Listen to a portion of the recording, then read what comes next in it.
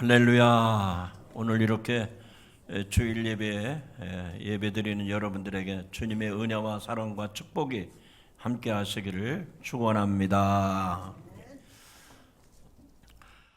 예수님은 공생애를 시작하기 전에 두 가지 큰 사건을 겪으셨습니다.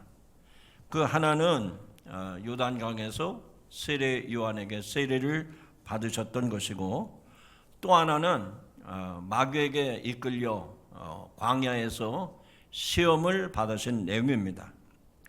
이 사건 모두 다 광야에서 있었던 일입니다. 예수님도 세례를 받으신 후에 성령님이 예수님을 광야로 이끌어 가셨고, 거기서 마귀에게 시험을 받으셨습니다. 분명한 것은 예수님이 공생애를 시작하시면서 성령의 충만함과 동시에 마귀의 시험을 받으셨다는 얘기입니다. 이것은 뭘 말하는 거 아니? 신앙생활하는 우리의 삶에도 하나님의 은혜가 충만하지만 동시에 그 신앙적인 삶에도 마귀 사단의 역사가 있다라고 하는 것을 반증해 주는 말씀입니다. 우리는 이 본문을 생각하면서, 본문의 말씀을 들으면서 아주 중요한 문제를 발견하게 됩니다. 그것은 예수님에게도 인간이 겪는 시험을 받으셨다는 겁니다.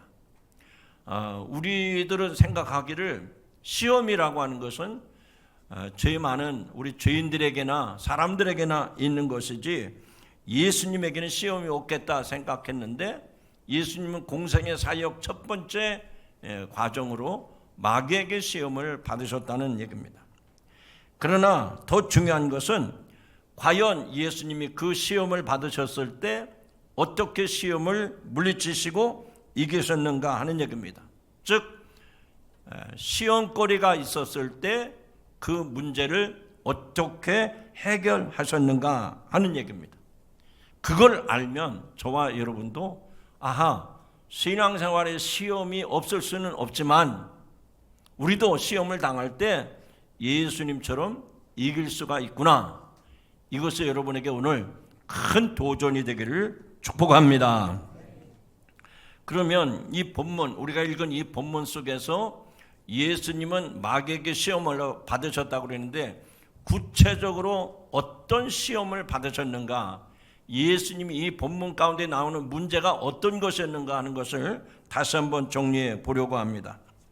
예수님은 광야에서 40일 동안 금식하신 후에 마귀에게 이끌림을 받아서 시험을 받게 됩니다. 그런데 그 마귀는 예수님에게 아주 교묘하게 그리고 치밀하게 방법을 짜냅니다. 그래서 이쯤이면 괜찮다고 생각했던 마귀는 예수님에게 첫 번째 유혹을 합니다. 네가 하나님의 아들이면 이 돌들에게 말해서 빵이 되게 하라 하는 시험거리입니다. 여러분, 굶주렸을 때 먹을 것이라는 유혹이 눈앞에 다가온 겁니다. 예수님은 말씀으로 반응하시고 묵묵히 걸어갔습니다. 그러자 마귀는 다시 예수님 앞에 나타나서 두 번째 유혹을 합니다. 네가 나에게 절하면 천하만국의 권위와 영광을 다 주겠다. 지금 이 꼴이 무엇이냐? 이제 편한 것을 택하라. 이렇게 마귀가 예수님에게 시험을 합니다. 인간의 모습으로 이 땅에 오신 예수님은 당장 높은 곳에서 군림할 수 있도록 예수님에게 유혹을 합니다. 마귀는 지금의 상황을 180도 바꿀 수 있는 유혹, 그 유혹을 예수님에게 한 겁니다. 그런데 예수님은 다시 한번 말씀으로 대응을 하시고 묵묵히 그 길을 걸어갔습니다. 그런데 마귀는 포기하지 않습니다. 다시 나타나서 세 번째 유혹을 합니다.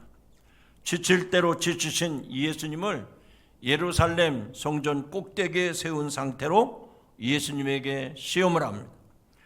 조금이라도 정신을 놓으면 떨어지는 그런 순간에 이 마귀는 마지막으로 예수님에게 이렇게 얘기합니다. 예수여, 정말 당신이 하나님의 아들이라면 여기서 뛰어내리시오.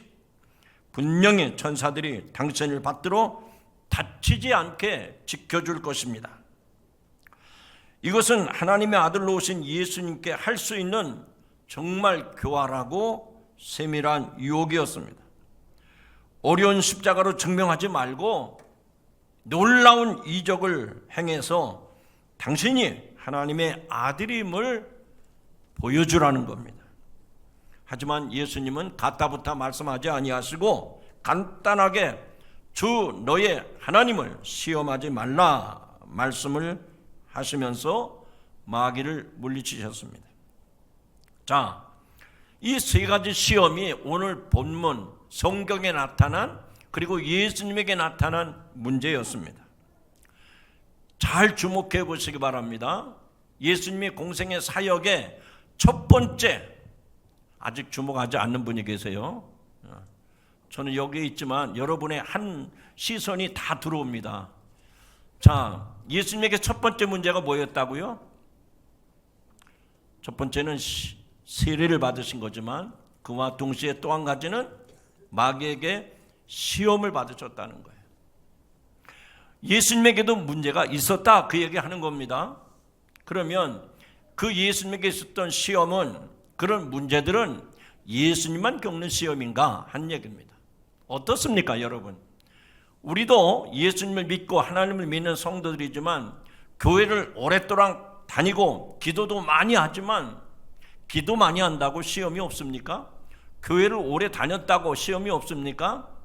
목사라고 시험이 없고 장로라고 시험이 없습니까? 아닙니다. 사람이라면 누구에게든지 다 시험과 유혹이 있다는 사실을 이 성경 본문에서 우리에게 가르쳐 줍니다. 성경에서 나오는 본문의 문제점은 뭐냐? 예수님에게 시험이 있었듯이 우리들에게도 그런 문제가 있을 수 있다는 얘기입니다. 여러분, 솔직하게 인정하시기 바랍니다. 그리고 시인하시기 바랍니다. 나는 아무 문제가 없는 것처럼 그냥 나를 포장하고 나를 숨기면 안 돼요. 글쎄, 사람들 앞엔 자존심이 있어서 드러내고 싶지 않으시겠죠. 그러나 하나님 앞에서는 어린아이처럼 여러분의 그 어려운 문제, 여러분이 당하고 있는 그 시험거리를 다 오픈하시기 바랍니다. 대답을 안 하시면 여러분에게 손해가 됩니다. 여러분에게 있는 시험거리를 다 오픈하시기 바랍니다. 여러분, 하나님 앞에 감추면 누구에게 그걸 드러내놓겠어요? 신앙생활은 그렇게 어렵게 할 필요가 없습니다. 하나님은 여러분의 눈물을 보시기 원하셔요. 여러분의 근심 소리를 듣기 원하십니다. 그래서 우리들이 이 세상 살면서 겪는 여러 가지 아픔, 고통, 문제, 이걸 다 주님 앞에 드러내놓으시기 바랍니다. 네가 왜 그렇게 했느냐고 주님은 추궁하지 않습니다. 여러분이 그렇게 왜 시험에 들었냐고 따지지 않습니다. 왜냐하면 하나님의 아들 되신 예수님도 그런 문제를 안고 사셨어요. 그런 시험에 들었었다, 그 얘기입니다. 그렇다면 우리는 여기서 희망을 가질 수가 있어요. 예수님도 시험을 받으셨다면 내가 시험 겪는 것은 당연한 일이로구나. 이제 그 시험의 문제가 예수님에게만이 아니라 이 세상에 누구에게든지 이 시험거리가 있을 수 있구나 하는 것을 깨닫게 됩니다. 여러분, 이 말씀에 이어서 우리는 주목해야 될 게 있습니다. 우리가 신앙을 가지고 신앙생활합니다. 믿음을 가지고 신앙생활합니다. 그러면 우리가 이 세상에 사는 동안 성도에게는 문제가 없는가? 믿음으로 살아가는 여러분들에게는 시험이 없는가? 아닙니다. 세상 속에 살아가는 저와 여러분에게도 이 시험이 있어요. 이런 유혹이 있다. 그것을 오늘 본문에서 우리에게 가르쳐 줍니다. 우리들은 나름대로 계획을 세웁니다. 그리고 철저하게 다짐을 하고, 그리고 자기 의지를 가지고 내가 이런 계획을 살리라, 내가 이렇게 내가 계획을 세우고 이렇게 철저하게 내가 지키며 살리라. 아무리 계획을 세우고 노력하고 의지를 불태운다 하더라도 여지없이 마귀에게 공략을 당하고 마귀에게 시험을 받고 그런 마귀의 유혹을 뿌리치지 못하고 있습니다. 그 얘기는 무슨 얘기인가 하니, 이 마귀는 영적인 존재이기 때문에 여러분들의 그 약점, 여러분의 그 허점, 이걸 너무나 잘 알아요. 그래서 이 마귀가 여러분을 한 방만 딱 건드리면 여지없이 여러분의 그 의지가 무너집니다. 여러분의 그 치밀한 계획에 무산돼 버리는 거예요. 지금까지 인생을 살면서 얼마나 결심을 많이 했습니까? 그런데 수포로 돌아갔잖아요. 그것은 우리들이 어떤 존재인가를 아는 거예요. 다시 말하면 내가 열심을 내고 내가 계획을 세우고 내가 의지대로 살려고 하지만 마귀는 나보다도 더 뛰어난 존재이기 때문에 나의 약점을 알고 내 허점을 알기 때문에 그것을 집중적으로 공략해서 나로 하여금 낙심하게 하고 시험에 들게 한다 하는 얘기입니다. 마귀는 오랫동안 금식하며 줄이신 예수님에게 이와 같이 세 가지 시험을 했습니다. 우리말에 3-4번이라는 말이 있잖아요. 마귀는 3-4번까지 갈 필요가 없어요. 그런데 마귀는 예수님에게 그래도 하나님의 아들이니까 3번은 시험을 해야 되겠다. 그래서 3가지 시험을 한 겁니다. 그것은 웬만하면 3번이면 다 넘어간다는 거예요. 이거는 성경에 말하는 게 아니고 제 경험입니다. 웬만한 사람도요, 다 3번 마귀가 시험을 하면 다 넘어가게 돼 있어요. 여러분, 그만큼 마귀는 여러 가지 시험을 우리에게 합니다. 그런데 3번이라고 하는 숫자적인 개념도 있지만 그보다 더 중요한 메시지는 뭔가 하니 집요하게 끈질기게 마귀는 저와 여러분을 공략한다는 사실을 기억하시기 바랍니다. 우리가 이것을 너무 가볍게 생각하면 안 돼요. 이것을 그냥 세상에 살다 보면 그런 어려움은 다반사 누구나 겪는 일이 아닌가, 그렇게 우습게 가볍게 여기면 안 돼요. 지금은 비인기 종목이 됐습니다만 예전에 스포츠 종목 중에 권투가 있었어요. 권투. 그냥 이 선수들이 주먹에 이 손에 글러브를 끼고 이제 상대방을 공격을 합니다. 그런데 어떤 사람은 한 방 때려서 눕히려고 그냥 기회를 엿보고 있는데 상대는 잽을 던집니다. 잽. 계속 그냥 수많은 펀치를 날려, 잽으로. 그런데 그 잽이 나중에는 치명상이 되어서 다운이 되고 마는 거죠. 여러분, 신앙생활하면서 마귀 사탄이 여러분들에게 잽을 던집니다. 이거 한 방 맞아봐라. 이렇게도 맞아보고. 그런데 괜찮아. 나는 맷집이 좋아. 난 얼마든지 받아낼 수 있어. 그렇게 오만하시면 안 됩니다. 어느 순간에 그 잽이 내 얼굴을 붓게 만들고 그 잽 한 방에 나가 떨어지는 거예요. 지금도 마귀는 우리의 약점과 허점을 보고 이 사람이 이 부분이 약하구나. 그래서 눈을 공격하기도 하고 턱을 공격하기도 하고 복부를 공격하기도 하고, 그래서 그게 반복되다 보면은 어느 순간이 되면 나가 떨어지는 거예요. 가랑비에 옷 젖는다는 말 있죠. 이쯤 비가 오는데 그렇게 옷이 젖겠느냐. 그런데 시간이 지나고 나면 흠뻑 옷이 젖고 마는 겁니다. 이와 같이 성도들 중에는 이런 마귀의 시험, 아무것도 아닌 것 같아서 그런 것들을 그렇게 중요하게 대수롭게 여기지 않는다는 얘기입니다. 그러나 결코 그렇게 가볍게 여겨서는 안 된다는 겁니다. 영국 속담에 그런 말이 있습니다. 새가 내 머리 위로 날아가는 것은 말릴 수가 없어요. 그러나 그 새가 내 머리 위에다가 둥지를 트는 것은 내버려두면 안 됩니다. 여러분, 마귀 사탄이 끊임없이 내 머리 위로 날아가다가 여차하면 내 머리 위에다가 둥지를 트는 거예요. 마귀는 사람들의 생각하는 것처럼 눈에 띄는 무섭고 두려운 존재로 나타나기보다는 은밀하게 접근을 합니다. 그리고 때로는 절박한 상황으로 몰아가기도 합니다. 그리고 이 사탄의 마귀의 유혹은 여러분에게 다수 모든 사람들이 보는 가운데 모든 사람을 공략하는 게 아닙니다. 여러분 개인 한 사람으로 상대를 합니다. 이 말을 바꿔서 말하면 여러분이 개인적으로 그 마귀의 시험을 당할 수밖에 없도록 개인적으로 접근해 온다, 그 얘기입니다. 유명한 설교가 C.S. 루이스는 이런 메시지를 남겼습니다. 일어나지 않은 미래의 일을 매달리게 하여 두려움을 심고 지금 이 순간에 집중하지 못하게 한다. 마귀가 그렇게 만든다는 거예요. 마귀는 또 어떻게 합니까? 본질적이지 않은 것들에 집중하게 하고 그게 본질이 아니에요. 그런데 괜히 쓸데없는 것에 그냥 시간 낭비, 열정을 쏟게 만드는 것. 그리고 교회 안의 분파에 매달려 서로에게 증오심을 갖게 한다.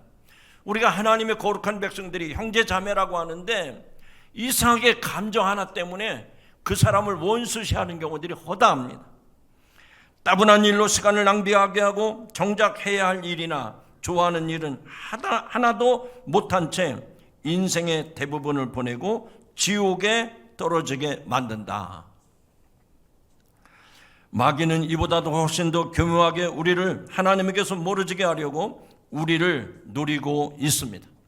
그리고 우리를 세상의 유혹 속으로 몰아가고 있습니다. 지금도 마귀는 여러분에게 돈으로 유혹을 합니다. 또 명예로 유혹을 합니다. 권력으로 유혹을 합니다. 그래서 여러분들에게 그 길을 유혹하고 있는 겁니다. 사랑하는 성도 여러분, 여러분은 무엇을 생각하며 사십니까? 여러분의 생각은 무엇에 올인하고 있습니까? 정말 우리가 이 말씀에 깊이 자신을 들여다봐야 됩니다. 내가 하루를 사는 동안에 무슨 생각을 가장 많이 하고 있는가? 하루 24시간 우리 모두에게 다 똑같이 주어진 시간입니다. 그런데 그 하루 24시간을 무엇을 생각하며 시작하고 그 무엇 때문에 우리가 하루를 매진하고 있는가 생각해 보시기 바랍니다. 어떤 사람은 아침에 눈이 깨자마자 자리에서 일어나면서 피곤해 죽겠다, 힘드네. 근데 어떤 사람은 똑같이 힘들고 어려운데 예수는 나의 힘이요 내 생명이시니 그렇게 기도하며 찬송하며 시작합니다. 여러분, 이 두 사람의 과정을 볼 때 어느 길이 복된 길이라고 생각하십니까? 대답하기 곤란하시죠? 예. 오늘 하루를 살면서도 예수님 생각하고 주님 나와 동행하심을 믿고 기도하면서 말씀 묵상하면서 살아가는 성도가 복된 삶이 될 줄로 믿습니다. 마귀가 지배하는 세상이라도 파도치는 바다에서 허우적거리고 있지는 않습니까? 사도 바울이 빌립보서에서 증거한 말씀을 생각해 보십시오. 형제들아, 무엇에든지 참되며 무엇에든지 경건하며 무엇에든지 옳으며 무엇에든지 정결하며 무엇에든지 사랑받을 만하며 무엇에든지 칭찬받을 만하며 무슨 덕이 있든지 무슨 기림이 있든지 따라하시죠. 이것들을 생각하라. 눈 뜨자마자 신문 펼쳐보고 오늘 주가가 올라가나 내려가나 거기에 신경 쓰는 여러분, 사도 바울은 그 주가가 올라갔는지 떨어졌는지 그거 생각하라고 말하지 않았어요.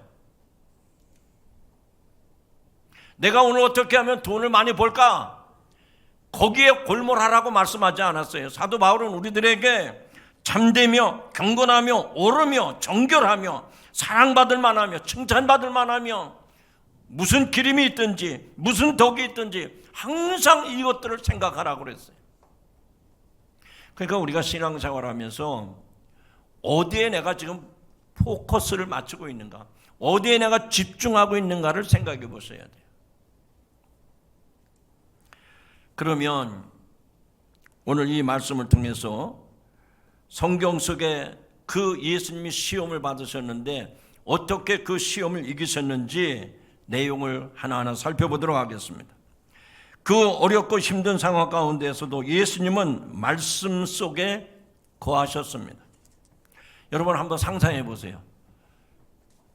40일 금식하셨다니까요. 여러분 금식해 보셨죠? 며칠 해보셨습니까? 한 끼만 금식해도 어지럽고 하늘이 빙빙 돌아갑니다. 그런데 예수님은 하루가 아니라 40일을 금식하셨어요. 40일 금식하신 그 힘든 상황 속에서 마귀가 시험을 합니다. 마귀가 유혹을 합니다.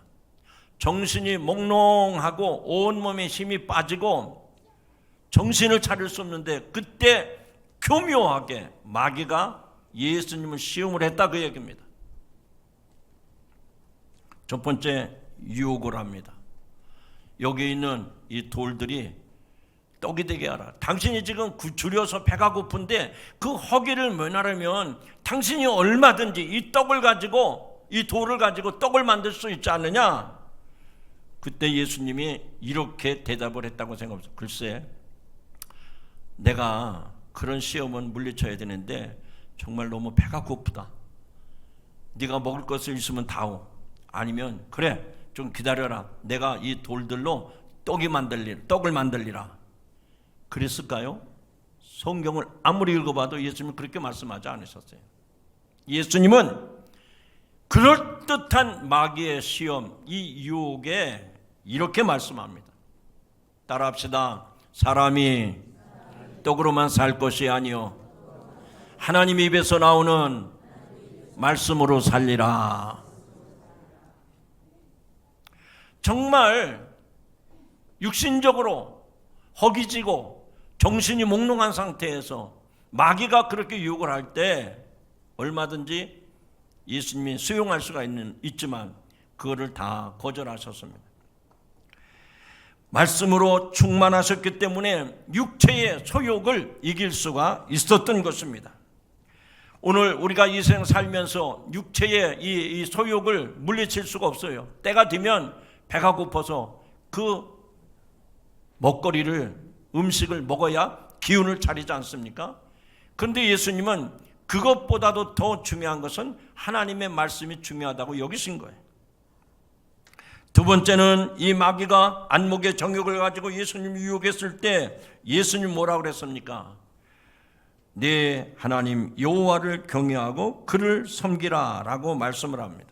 즉 두 번째 시험을 했을 때도 예수님은 말씀으로 그 시험을 물리치셨어요. 주목해야 될 게 무엇인지 여러분 잘 생각하세요. 예수님이 지금 무엇으로 이 마귀의 시험을 물리쳤는지 그것을 주목하라는 겁니다. 마지막 세 번째, 예수님에게 이생의 자랑으로 유혹을 합니다.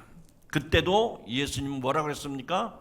주 너의 하나님을 시험하지 말라. 이렇게 말씀으로 그 마귀의 유혹을 물리치셨습니다. 마귀는 예수님을 애써 무너뜨리려고 상황을 만들고 장황하게 설명했지만 예수님은 간단하게 무엇으로 물리쳤다고요? 말씀으로 물리쳤습니다. 따라합시다. 예수님은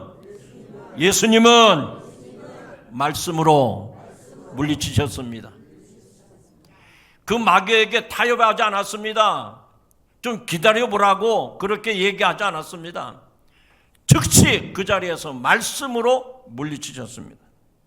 그 유혹에 대해서 길게 끌지 않으시고 간단 명료하게 말씀으로 물리치셨습니다. 사랑하는 성도 여러분, 우리가 성경에 보면 첫사랑 아담과 하와가 모든 것이 완벽하고 풍족한 에덴 동산에서 영원히 행복하게 살 줄 알았는데 그만 마귀에게 패배당하고 말았습니다. 왜 아담과 하와가 에덴 동산에서 쫓겨났을까요? 그 이유가 무엇입니까? 아담과 하와는 하나님께서 허락하신 에덴 동산에 살면서 하나님이 하지 말라라고 말씀하신 그 말씀을 잊어버렸어요. 그 말씀을 소홀히 여긴 것입니다. 창세기 2장 17절 3장 3절에 보면 선악과를 먹으면 반드시 죽으리라고 하는 하나님의 준엄한 경고를 아담과 하와는 어떻게 생각했는가? 먹기는 먹어도 되는데 과연 죽을까? 과연 그럴까라고 반문합니다. 여러분, 저를 비롯해서 우리 모두가 다 이렇게 아담과 하와처럼 살아가고 있어요. 그래, 하나님은 그렇게 말씀하셨지만 정말 그럴까? 그리고서는 자기 생각대로 행동을 옮깁니다. 주일 꼭 지켜야 되나? 안 지켜도 금방 죽지 않네. 하나님 앞에 11조 드리라고 그랬는데 내가 급해서 돈을 이용했는데 11조 내가 떼먹어도 별 일이 없네. 전도 안 해도 뭐 괜찮은데? 정말 죽을까 했는데 괜찮거든요. 그러니까 그게 우리에게 타성이 돼버린 거예요. 안 해도 되는구나. 주일을 안 지켜도 되고 11조 안 드려도 되고 예배를 안 드려도 되는구나 라고 생각을 하는 거예요. 여러분, 그러나 이게 결정적인 요소가 되어서, 결정적인 요인이 되어서 아담과 하와는 에덴 동산에서 쫓겨나고 말았습니다. 여러분, 우리는 이런 사실을 성경에서 발견하고, 아하, 하나님 앞에서 그럴까라고 핑계하고 변명이 통하지 않는다는 사실을 꼭 기억하시기 바랍니다. 여러분, 하나님은 분명하게 우리가 말씀을 하셨는데 우리들은 과연 그럴까?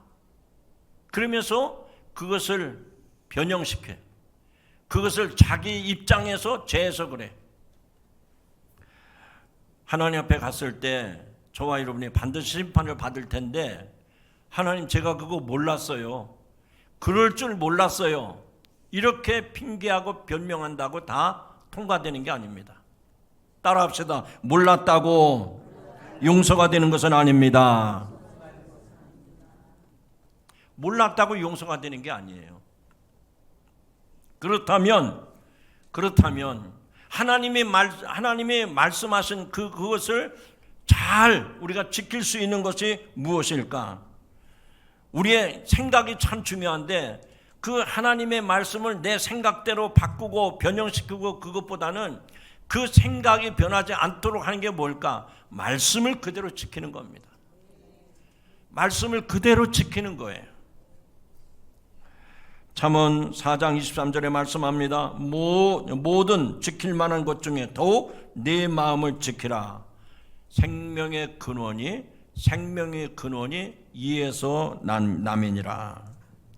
여러분, 지킬 만한 것 중에 가장 중요한 게 뭐냐? 여러분의 마음을 지키라는 거예요.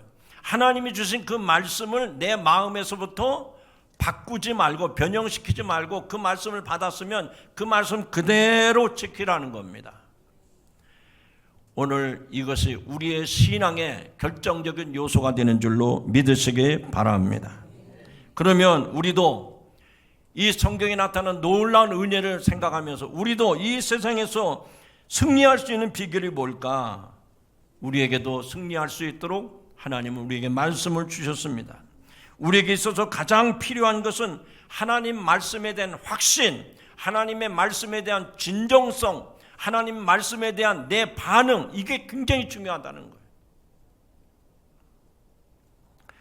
여러분, 어느 한 젊은이가 왕에게 찾아와서 죄의 유혹을 물리치고 행복을 누릴 수 있는 비결을 물었습니다. 그러자 왕은 잔에 술을 가득 따라 부은 후에 그것을 젊은이에게 주면서 이렇게 말을 합니다.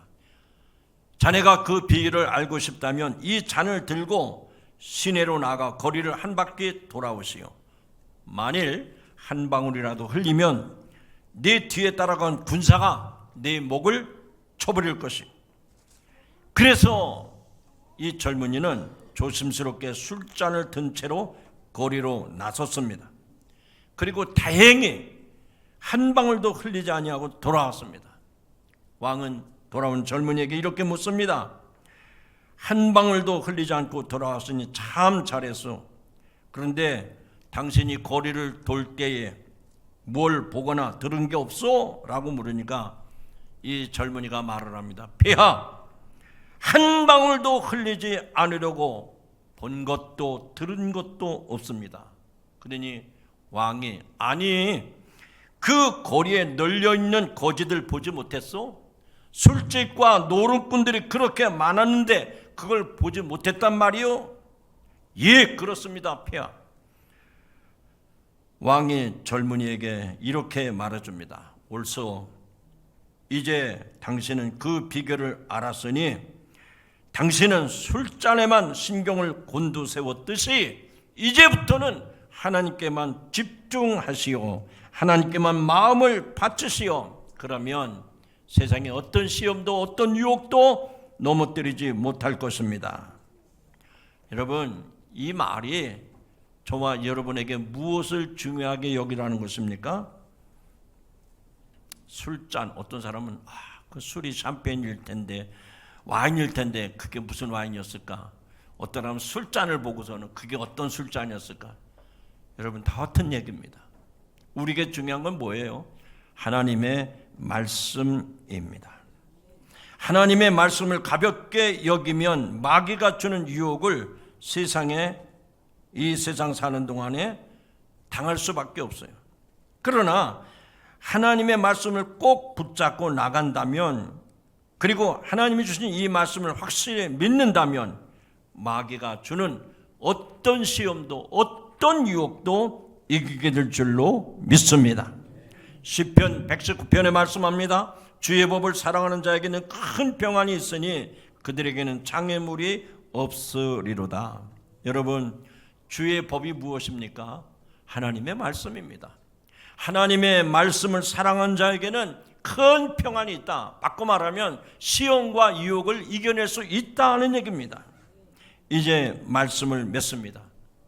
하나님을 사랑하는 자, 정말 하나님이 없으면 살아갈 수 없는 자들은 주님의 말씀을 사모합니다.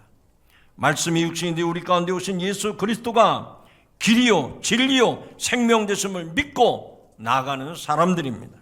성도 여러분, 우리가 세상 살아가는 동안에 수많은 시험과 유혹을 받습니다. 그러나 유혹은 피해가는 것이 아닙니다. 넘어가는 것이 아닙니다. 그 시험과 유혹은 반드시 이겨내야만 하는 것입니다. 우리의 힘과 능력이 아닌 오직 살아계신 하나님의 말씀으로만 그 시험을 이겨낼 수가 있는 겁니다. 한 가지 더 중요한 메시지를 전합니다. 여러분, 안전장치라는 말을 많이 들어보셨죠? 안전장치. 전기에도 안전장치가 있습니다. 만약에 우리가 지금 예배당에서 전기를 많이 쓰고 있는데 이 전기에 과부하가 걸리면 안전하게 화재가 나지 않도록 저 배전실에 저는 차단기가 탁 내려옵니다.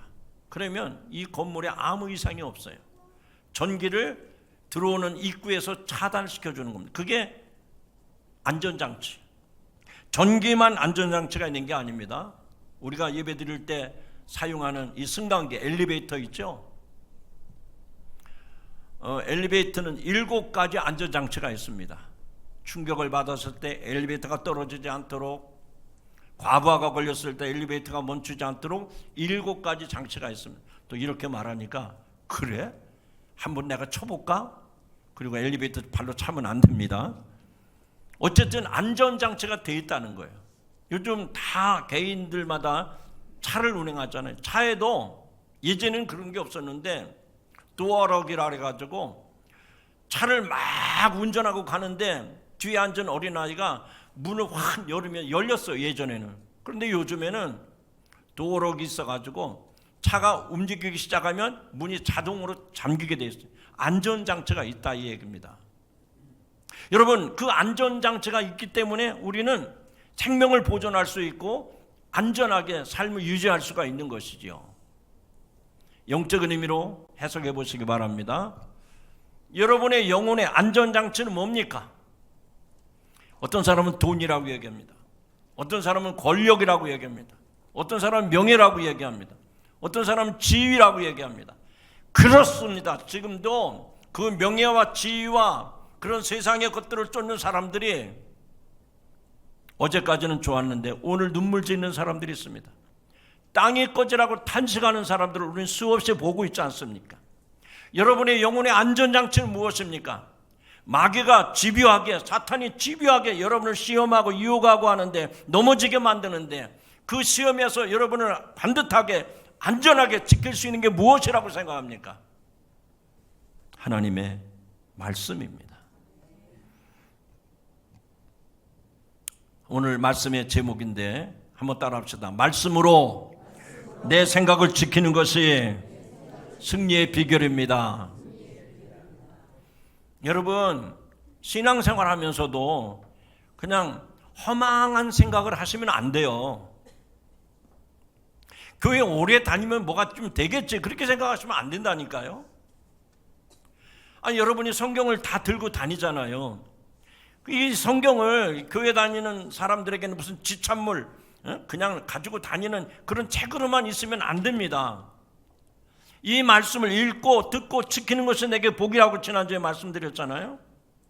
이 말씀이 여러분의 생각을 붙잡아야 됩니다. 그럴 때 그 시험에서도 그 유혹에서도 이겨낼 수가 있는 거예요. 근데 이 말씀이 글쎄요, 뭐 열심히 보는 분들은 일주일에 교회 한 번 올 때 이렇게 먼지 털고 오는 사람이 있는가 하면, 그래도 내가 말씀을 사랑해야지, 그리고 집에다가 액자 안에다가 말씀 적어놓고 있는 사람도 있고, 그거로 우리가 유혹을, 시험을 이겨낼 수가 없습니다. 하나님의 말씀이 내 머릿속에, 내 생각 속에 들어와서 내 모든 삶을 붙들고 있을 때 시험이 와도 예수님처럼 물리칠 수가 있는 거예요. 여러분, 이 사순절 기간 동안에 또 마귀는 우리들을 공략할 것입니다. 우리에게 시험을 할 것입니다. 그때마다 하나님의 말씀을 묵상하면서 그 말씀으로 마귀의 시험을 이겨내는 우리 복된 성도가 되기를 주님의 이름으로 축원합니다. 하나님 감사합니다. 오늘도 예수님께서 시험을 이기신 것은 말씀으로 이기셨다고 했습니다. 우리들도 이 세상 사는 동안에 수많은 시험과 유혹이 있습니다. 그것을 이길 수 있는 방법은 하나님의 말씀입니다. 그 말씀이 내 생각을 붙들을 때 우리는 시험을 이기게 될 줄로 믿습니다. 하나님, 우리 사랑하는 성도들에게 하나님의 말씀을 사모하게 하여 주시옵소서. 그 말씀을 가까이 하게 하여 주시옵소서. 그 말씀을 주야로 묵상하게 하여 주시옵소서. 그래서 세상에서 승리하는 성도들 되게 하옵소서. 예수님의 이름으로 기도하옵나이다. 아멘.